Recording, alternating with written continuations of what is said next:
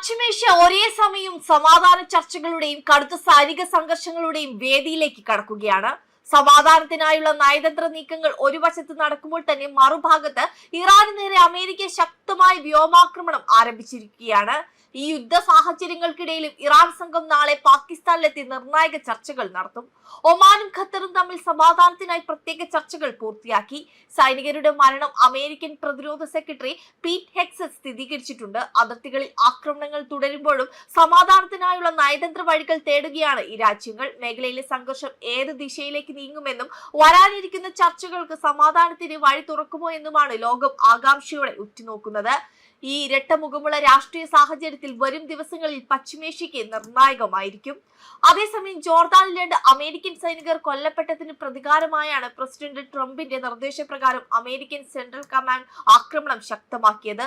ഞായറാഴ്ച പുലർച്ചെ ആരംഭിച്ച കടുത്ത വ്യോമാക്രമണം ഹോർമൂസ് കടലിടുക്കിൽ ഇറാൻ വാണിജ്യ കപ്പലുകളെ ആക്രമിക്കാൻ ഉപയോഗിക്കുന്ന ശേഷിയെ ലക്ഷ്യമിട്ടാണ്.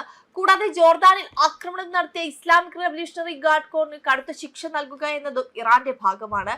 ഇറാന്റെ തെക്കൻ തുറമുഖ നഗരമായ സിരിക്കിലും ഹാജിയാബാദിലും ആക്രമണം ഉണ്ടായതായി റിപ്പോർട്ടുകളുണ്ട്. നേരത്തെ ജോർദാനിൽ നടന്ന മിസൈൽ ഡ്രോൺ ആക്രമണങ്ങളിൽ 2 സൈനികർ കൊല്ലപ്പെടുകയും ഇതിനുശേഷം കാണാതായ മറ്റൊരു സൈനികൻ കൊല്ലപ്പെട്ടതായി സംശയിക്കുന്ന മൃതദേഹം കണ്ടെത്തുകയും ചെയ്തിരുന്നു. ഇതിനിടയിൽ ഇറാഖിൽ ബോംബ് നിർവീര്യമാക്കുന്നതിനിടെയുണ്ടായ അപകടത്തിൽ ഒരു അമേരിക്കൻ സൈനികൻ കൂടി കൊല്ലപ്പെട്ടു.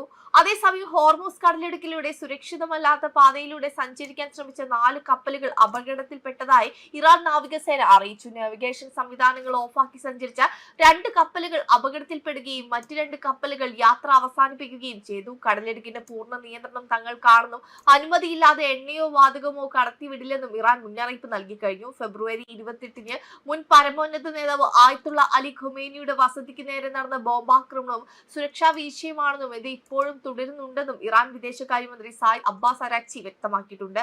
ശത്രുക്കൾക്ക് ഇറാന്റെ രഹസ്യ വിവരങ്ങൾ ലഭിക്കാൻ ഇത് കാരണമായേക്കുമെന്നും അദ്ദേഹം കൂട്ടിച്ചേർത്തു. അമേരിക്കയെ വലിയ സാത്താൻ എന്നാണ് ഇറാന്റെ ഇപ്പോഴത്തെ പരമോന്നത നേതാവ് മുജ്തബ ഖമേനി വിശേഷിപ്പിച്ചത്. പശ്ചിമേഷ്യ ആധിപത്യം സ്ഥാപിക്കാമെന്നത് അമേരിക്കയുടെ വ്യാമോഹം മാത്രമാണെന്നും അദ്ദേഹം ഇറാഖ് ജനതയ്ക്കുള്ള സന്ദേശത്തിൽ വ്യക്തമാക്കി. പരമോന്നത നേതാവിന്റെ നിർദ്ദേശങ്ങൾ പാലിക്കുന്നത് ശത്രുക്കൾക്കെതിരായ പോരാട്ടത്തിൽ അനിവാര്യമാണെന്ന് Iran parliament speaker Mohammad Bagher Ghalibaf പറഞ്ഞു.